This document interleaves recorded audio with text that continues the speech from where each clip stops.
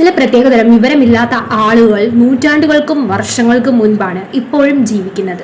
So ഇങ്ങനെയുള്ള ആളുകൾ body ഷെയ്മിങ്ങിനെ ജോക്കായി present ചെയ്യുന്നതിനെ നോർമലൈസ് ചെയ്യും. ബോഡി ഷെയ്മിങ് ജോക്സ് കണ്ടിട്ട് ആസ്വദിച്ച് ചിരിക്കും. വേണമെങ്കിൽ സെൽഫ് ബോഡി ഷെയിം തന്നെ ചെയ്തിട്ട് അതിനെയും ഫണ്ണാക്കി മാറ്റും. സോ ആക്ച്വലി ഈ ആളുകളുടെ പ്രശ്നം എന്താണെന്ന് നോക്കുകയാണെങ്കിൽ they are so much limited.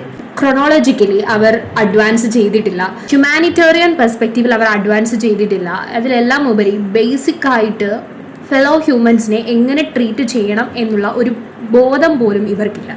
പല ബ്യൂട്ടി കോൺസെപ്റ്റുകളുടെയും ബോഡി സ്റ്റാൻഡേർഡുകളുടെയും എല്ലാം ഒറിജിൻ നോക്കുകയാണെങ്കിൽ അത് ക്ലാസിസം, റേസിസം, അതുപോലെ റിഗ്രസീവ് ആയിട്ടുള്ള പല തോട്ടുകളിലേക്കും ഡേറ്റ് ബാക്ക് ചെയ്യും.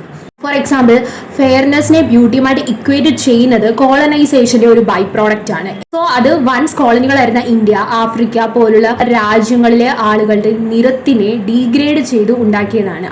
അതിൽ ഈ സ്ഥലങ്ങളിൽ ജീവിച്ചിരുന്ന ആൻസസ്റ്റേഴ്സ് ഉൾപ്പെടും. അവിടെ ഇപ്പോഴും ജീവിക്കുന്ന ഹോൾ കമ്മ്യൂണിറ്റിയിലെ ആളുകൾ ഉൾപ്പെടും. സോ വിത്തിൻ ആ ഒരു കമ്മ്യൂണിറ്റിയിൽ കമ്പാരിറ്റീവ്ലി ഫെയർനെസ് കൂടിയ സ്കിൻ ടോണിനെ ഐഡിയൽ എന്ന് കരുതി വർഷിപ്പ് ചെയ്യുന്നു. കമ്പാരിറ്റീവ്ലി ഡസ്കി ഷെയ്ഡ് കൂടുന്ന സ്കിൻ ടോണുകളെ ഡീവാല്യൂ ചെയ്തിട്ട് അതിൽ നിന്ന് ജോക്ക് ഉണ്ടാക്കും. ഇങ്ങനത്തെ ആളുകളുടെ പ്രോബ്ലം എന്താണെന്ന് വെച്ചാൽ ഏതർ അവർ മനസ്സിൽ കരുതുന്ന ഒരു ബ്യൂട്ടി സ്റ്റാൻഡേർഡ് ഉണ്ട് regarding the beauty structure. So അവർ അതിൽ കൺഫൈൻ ചെയ്യാത്ത ആളുകളാണെങ്കിൽ അവർക്ക് ഉറപ്പായിട്ടും നല്ല രീതിയിൽ ഇൻസെക്യൂരിറ്റി ഫീൽ ചെയ്യും. കാരണം അവരുടെ ഐഡിയൽ ബോഡി ടൈപ്പ് അതല്ല. ഏതർ അവർ അവരുടെ തന്നെ ബോഡിയെ ഡീഗ്രേഡ് ചെയ്ത് അതിൽ നിന്ന് ജോക്സ് ഉണ്ടാക്കും, അല്ലെങ്കിൽ ഡീപ്ലി ഇൻസെക്യൂർ ആയിരിക്കും. ഇതിനിടയിൽ വന്നൊരു കമന്റ് ആണ്, നല്ല പ്രായമായാൽ വീട്ടിലിരിക്കണം.